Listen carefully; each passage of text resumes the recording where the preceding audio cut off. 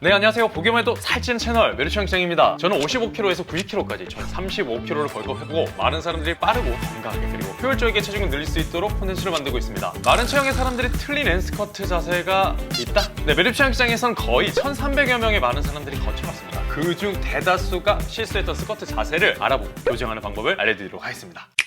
자, 우선 이거부터 짚고 넘어가도록 할게요. 왜? 올바른 자세로 해야 되냐? 뭐 당연하지만 자세가 바르지 않으면 다칩니다. 스쿼트는요, 정말 잘하면 정말 대체할 수 있는 최고의 운동이지만 잘못하시게 된다면 뭐 무릎, 허리, 고관절, 방일복 관절 이런 거 다 다치게 만들 수도 있는 양날의 검입니다. 여러분들, 좋은 자세로 10개 하는 게 잘못된 자세로 100개 하는 것보다 근성장이나 근력을 키우는데 100배는 좋습니다. 자, 그럼 실제 메르츠 사례들을 보면서 스쿼트를 교정해 보도록 하겠습니다.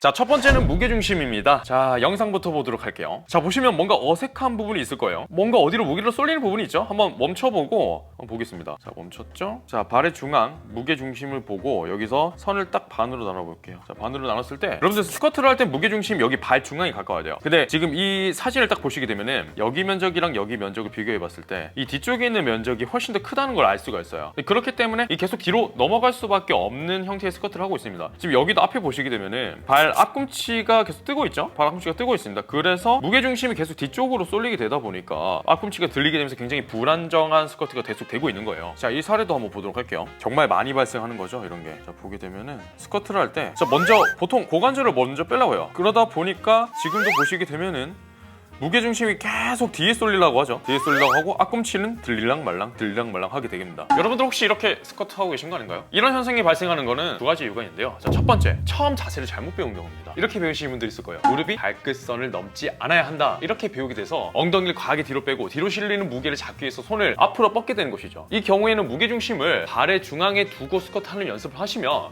금방 해결이 됩니다. 여기 나와 있는 이 분도 무게중심을 중앙에 두고 다시 연습하라고 한 케이스가 있거든요. 한번 보도록 할게요. 근데 별거 아닙니다. 자, 그냥 아까는 이 전 자세 같은 경우에는 무게 중심을 방을 중앙, 그러니까 어디 위치냐면은 우리가 생각할 때 여기입니다. 딱 발의 중앙. 우리 발 보시게 되면은 아치가 가장 높아져 있는 부분이 있죠. 거기를 미드풋이라고 하거든요. 그 부분에 무게가 실려야 됩니다. 아치를 생각해 보시면 아치 형태의 그 도형에서 가장 부하를 많이 견딜 수 있고 크게 견딜 수 있는 부분은 아치가 가장 높이 솟아오른 부분이에요. 우리 발도 마찬가지예요. 발에 아치가 가장 높은 부분에 무게 중심이 실려야지 우리가 안전하게 스쿼트를 할 수가 있는 겁니다. 이분 같은 경우에도 그렇게 했어요. 그냥 뭐 다른 거 필요 없이 딱 여기에 무게중심을 주면서 스쿼트를 해봐라, 이 큐만 주고 진행해봤습니다. 그런데 이렇게만 하더라도 스쿼트 자세가 지금도 무게중심이 중간에 있죠? 그렇죠. 훨씬 더 불안한 게 많이 없어졌죠. 이렇게 되면 전체적인 하체 근육을 건강하게 쓰면서 스쿼트를 할 수가 있게 되는 거예요. 정말 금방 해결되죠. 이런 간단한 사실을 하나라도 알고 모르고는 정말 천지차이입니다. 근데 문제는 두 번째입니다. 무게를 중앙에 두고 하려고 해도 안 되는 경우가 있어요. 한번 보도록 할게요. 네, 이분 같은 경우가 그렇습니다. 지금 무게 중심을 내가 의도해서 앞이나 아니면 중간에 주려고 하는데 안 돼요. 그래서 계속 뭔가 골반이 굉장히 뒤로 많이 빠지고 상체를 계속 숙이는 형태의 스쿼트를 하고 있거든요. 다른 분의 케이스도 보도록 할게요. 네, 이분도 같은 케이스예요. 무게 중심을 중앙에 두라고 해도 안 됩니다. 안 되는 경우가 있어요. 이렇게 계속 뒤로 넘어갑니다.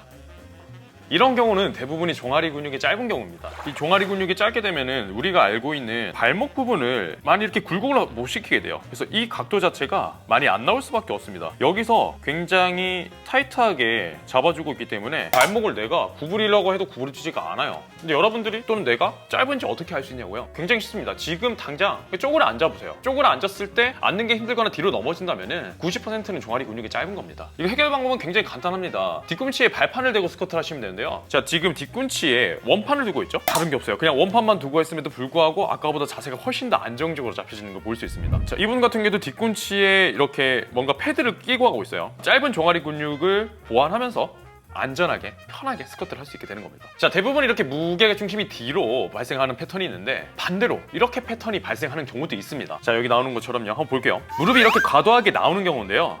자, 이런 경우에는 제가 중앙선 한번 그려보겠습니다. 미드풋을 기준으로 중앙선 그렸을 때 면적이 보시게 되면은 앞에 있는 무릎이랑 이 상체 부분이 조금 더 앞에 있는 걸 볼 수 있어요. 지금 이게 한 5.5 대 뒤에가 한 4.5 정도 되는 것 같습니다. 무게가 계속 앞으로 쏠리고 있는 경우예요. 이런 경우도 간혹가다 있습니다. 자, 이렇게 되면은 어디에 부담이 되냐면 무릎에 실리게 되면서 다칠 수가 있어요. 이런 경우에는 대부분 엉덩이 근육을 잘 못 써서 그런 거예요. 엉덩이 근육 사용 패턴을 익힐 수 있는 브릿지라던가 아니면 힙스러스트 같은 동작을 연습하시면 스쿼트가 훨씬 더 자연스러워질 겁니다. 우리 같은 마른 사람들이 가장 많이 발생하는 거 두 번째는 무릎 말림입니다. 영상 한번 보도록 할게요. 자, 볼게요.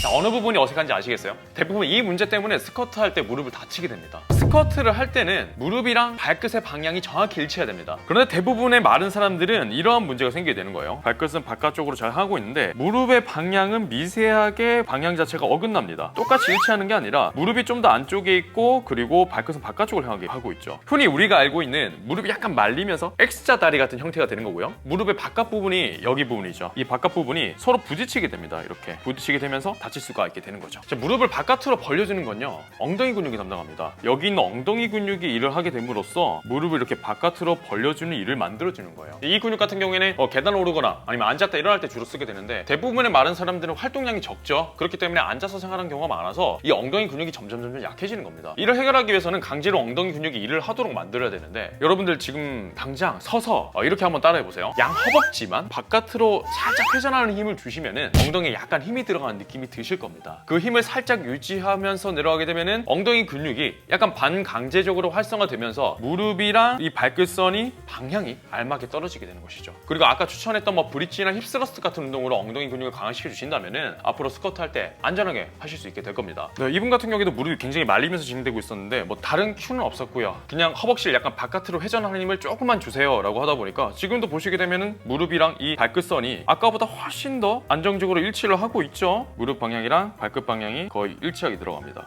허벅지 자체를 그냥 바깥으로 이렇게 회전하는 힘을 줬을 뿐인데 훨씬 더 안정적으로 이렇게 잡혀지게 되는 겁니다. 이런 간단한 팁들이 여러분들이 굉장히 건강하게 스쿼트를 할 수 있도록 도와줄 수가 있게 되는 거죠.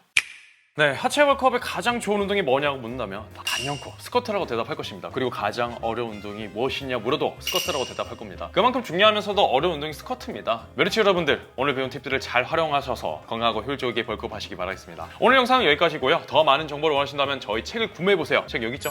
이 책의 전액 수익금은 모두 보육원 아이들에게 기부가 되고 있습니다. 또는 오프라인 클래스 벌크업 프로젝트에 참여해보세요. 강남, 인천, 분당, 수원, 부산, 울산에서 클래스가 운영되고 있습니다. 네, 그럼 오늘도 살찌는 하루 되시길 바라겠습니다. 감사합니다.